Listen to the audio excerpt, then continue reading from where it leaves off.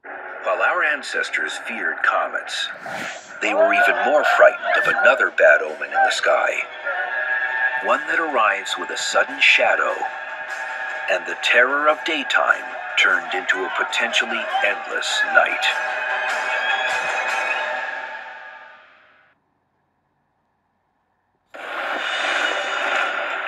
In the 10th century, a group of Vikings are on top of the world. They've set sail from what we would now call Norway and are bound for the Shetland Islands off the coast of modern-day Scotland. And while they may be ready for anything the North Sea can throw at them, nothing can prepare them for what is happening in the northern sky. 1 minute, bright sunlight. Then suddenly, a shadow starts to blot out the sun. What's going on? Norse mythology tells of twin wolves who track the sun and moon. When they catch them and devour them, that will signal the beginning of Ragnarok, the end of all things. For a Viking, the question he must face is simple, yet chilling. Is this it? With the midday sun getting darker by the second, is this the end of the world? The Vikings weren't the only ancient people who used creatures to explain the unexplainable. In ancient China, it was thought that a dragon devoured the sun.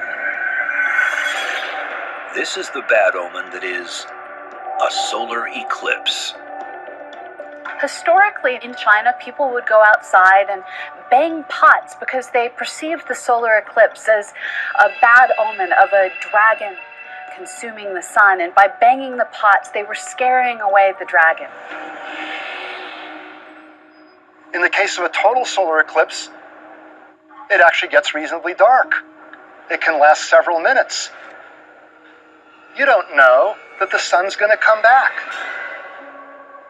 You could go wild with uncertainty about your future, and indeed, ancient cultures would sometimes react in very, very negative ways to an eclipse. There would be mass murders. All sorts of things could happen. Mayhem would break loose.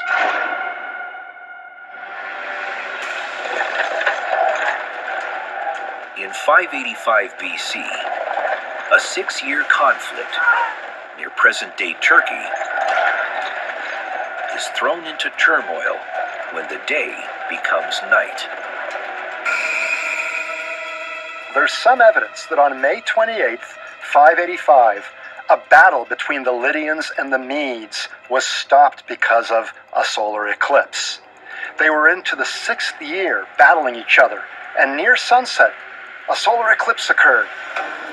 The battlefield goes quiet as all involved look to the heavens. And they said, the gods are giving us a sign, we shouldn't be fighting.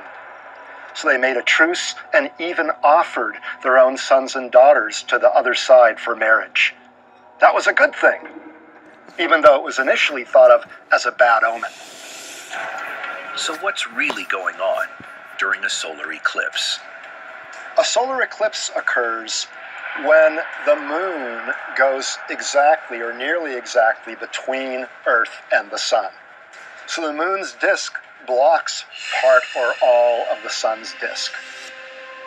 And the sun is so important in our lives that the idea of something going in front of it and blotting it out would be just a remarkable event. So you can imagine this would create fear, or perhaps it would be interpreted as a sign of something terrible to happen. But none of this would matter. Eclipses on Earth wouldn't be possible without an amazing coincidence. One that isn't duplicated anywhere else in our solar system. The sun and the moon just happen to be the same apparent size in our sky. That's because, while the moon's diameter is about 400 times smaller than the sun's, the moon itself is 400 times closer to us. It's a celestial accident that the disk of the moon just covers the disk of the sun. And so these eclipses have fascinated astronomers for thousands of years. The perfect fit of Earth's moon makes eclipses possible. But will that always be the case?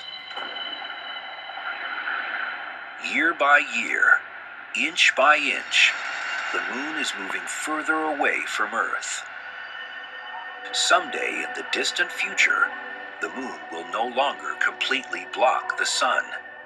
The moon continues to go away from the Earth, appearing smaller and smaller in the sky. That means that in about 500 million years, total solar eclipses will no longer be possible. So we live in a special time where we can enjoy the beauty of what the ancients thought were bad omens. And we now understand them and can appreciate them for how beautiful and rare they really are.